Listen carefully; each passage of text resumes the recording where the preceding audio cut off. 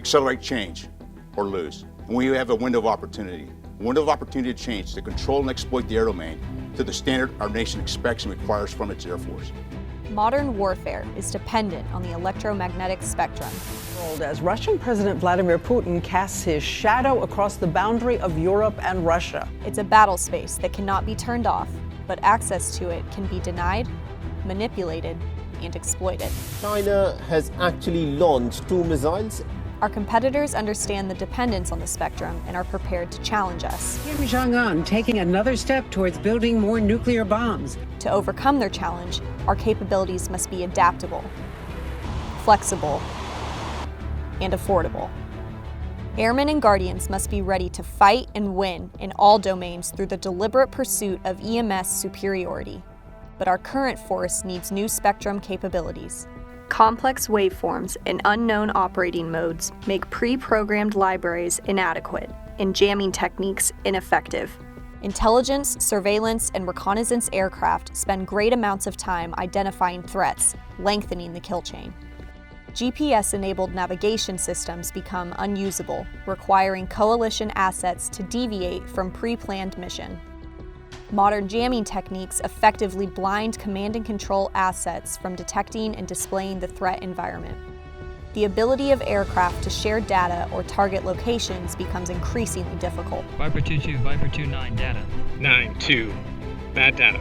Communications jamming effectively cuts off warfighters from support. Any station, this is Lance, in the blind, we're pinned down. Request immediate close air support. But our scenario does not have to end like that.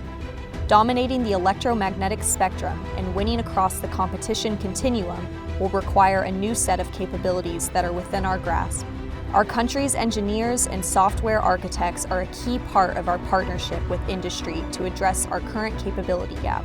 The Air Force must pursue application-based capabilities that take advantage of open architecture and software-defined flexibility. Joint and coalition systems must come together in a web of capabilities to manage our spectrum allocation, protect our own systems, exploit the spectrum, and attack the adversary in all domains. Our systems are currently programmed in a cyclic process to identify waveforms they sense in the electromagnetic operating environment. We must be able to rapidly reprogram those same systems to sense and respond to new signals and transmissions. We must use the benefits of artificial intelligence and machine learning to enable our systems to determine what new and unknown waveforms are and respond to them in flight. We must develop applications that allow our hardware to be used in flexible ways.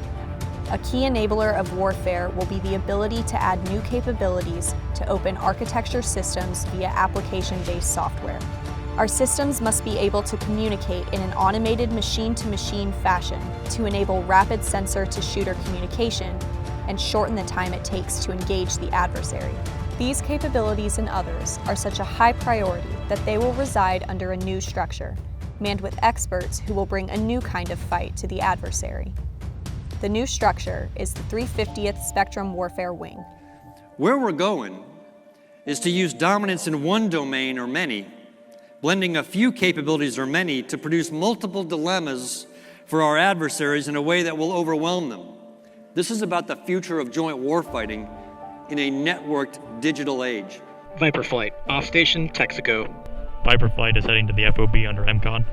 EMBM is indicating an unauthorized signal from a radio at FOB A in violation of MCOM protocols. Information passed to missionware team to develop a solution. We have a UAV queuing artillery fires in the vicinity of FOB Alpha.